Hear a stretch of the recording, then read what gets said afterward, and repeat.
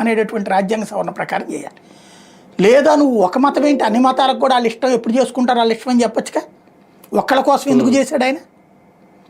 అట్లాగే ఏదైతే ముస్లింలకు సంబంధించినటువంటి మహిళలకి ఇప్పుడు హిందూ మహిళ భర్త చనిపోతే భరణం వస్తుంది, విడాకులు తీసుకుంటే భరణం వస్తుంది.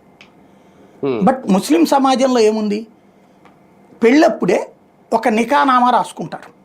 పెళ్ళప్పుడే ఒకవేళ విడాకులు తీసుకుంటే ఎంత భరణం ఇవ్వాలి అనేది రాసుకుంటారు. అది చాలా పరిమితంగా ఉంటుంది.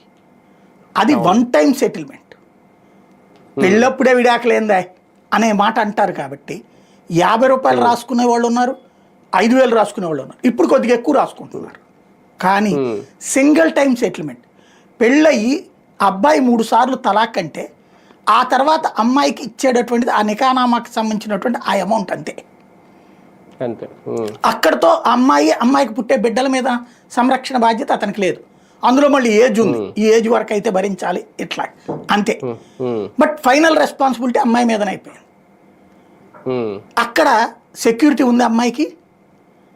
అట్లాగే విడాకులు తీసుకోవాలంటే హిందూకైనా క్రైస్టియన్కైనా కోర్టులో కేసు, ఆ కేసు తర్వాత కౌన్సిలింగు, ఆ కౌన్సిలింగుల తర్వాత కూడా ఇక గత్యంతరం లేనప్పుడు విడాకులు ఇస్తూ ఆ ఇచ్చేటప్పుడు మైనర్ పిల్లలైతే వాళ్ళని పోషించే బాధ్యత మేజర్ అయ్యేదాకా అబ్బాయిదే.